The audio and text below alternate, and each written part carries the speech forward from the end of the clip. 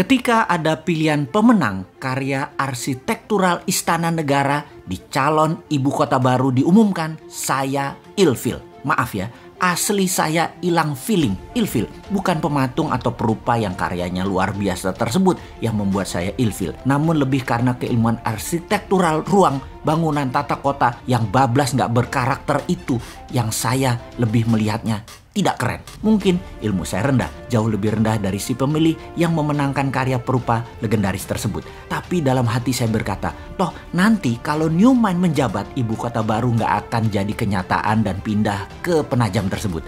Terlalu mahal, tidak efisien, pemborosan, dan tidak berdampak dalam ekonomi makro dan mikro memindahkan pusat pemerintahan ke daerah baru yang virgin tersebut. Saking perawannya, sampai-sampai nggak ada sejarah napak tilas wilayah tersebut yang pas untuk storytelling ke anak cucu akan rencana ke depan pantas ibu kota pusat pemerintahan itu berada di lokasi Penajam tersebut. Kalaupun ada, perlu jangka yang sangat panjang. Bahkan banyak pengamat pertahanan yang berkomentar bahwa lokasi tersebut tidak memiliki kelayakan untuk dibuat ibu kota negara superpower. Menggeser pusat pemerintahan ke arah wilayah yang defenseless atau sulit dijaga karena banyak infrastruktur pertahanan dan keamanan yang belum siap, membuat berbahaya ibu kota berada di lokasi tersebut. Jadi pastinya karya arsitektural tadi nggak akan dilanjutkan oleh New Mind kalau nanti berkuasa. Bener deh, kalau hanya membangun komplek perkantoran mungkin desain tadi masuk. Namun membangun ibu kota, masa kayak membangun kota Alam Sutra, Serpong, BSD, Pantai Indah Kapuk, gitu sih modelnya. Membangun pusat pemerintahan itu membangun Wakandanya Black Panther.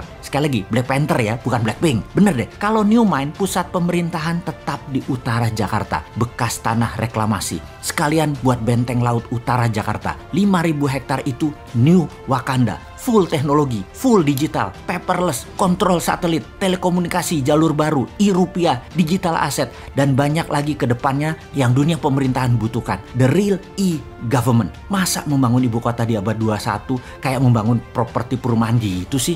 Hanya casing doang.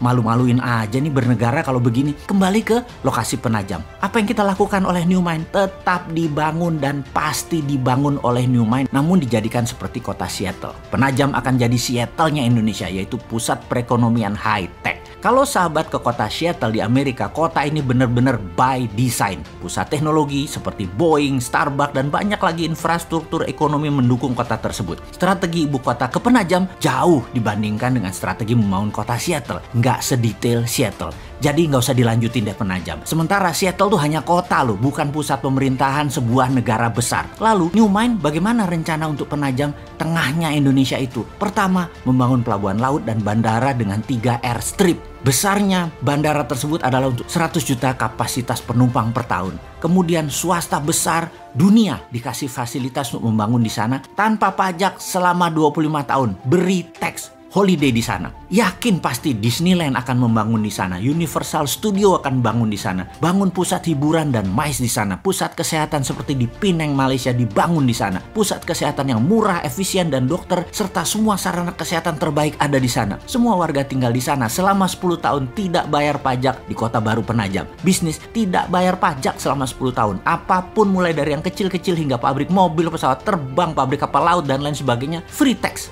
Berlaku e-rupiah di Penajam dan pendanaan lewat SWF e-rupiah printing money di Penajam. 2.000 triliun dibanjiri di Penajam dengan e-rupiah setiap tahunnya selama 15 tahun ke depan. Yakin pasti 2 juta populasi akan pindah dalam 5 tahun ini dan 10 juta populasi akan ada di 25 tahun dari sekarang. Indonesia di tahun 2045, Penajam adalah darlingnya Indonesia. Kemudian pusat pemerintahan di Pulau Reklamasi yang sekaligus membangun Great Giant Wall, dam laut untuk menahan banjir Jakarta serta pertahanan laut utara pusat pemerintahan tersebut. Di sana adalah e-government pertama di dunia dan e-rupiah pendanaannya. Aduh, jadi kangen masa depan.